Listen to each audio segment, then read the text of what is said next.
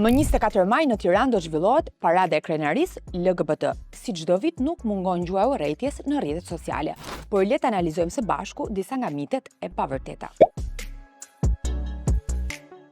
Të drejtat e komunitetit LGBT janë të drejta themelore dhe jo një kusht politik. Ajo që realisht kërkohet qëndron në vlerat themelore të Bashkimit Evropian, çka do të thotë mos diskrimino, por dhe lejo të tjerë që të jetojnë të lirë dhe të barabartë.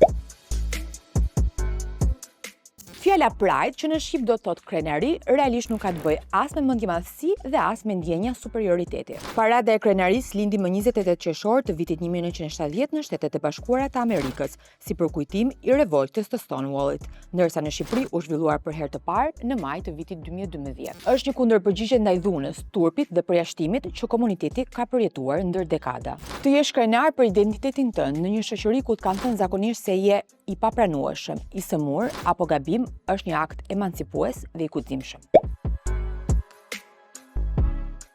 Kur komuniteti po kërkon të drejtën për të pasur familje, realisht nuk po kërcënon familjen tradicionale, po kërkon hapësirë për të jetuar me dinjitet. Liria për një grup nuk është kërcënim për një grup tjetër. Familja ka shumë forma, me një prind, me gjyshër, me kujdes të ndarë, por ajo që ka përbën një familje është dashuria, mbështetja dhe respekti.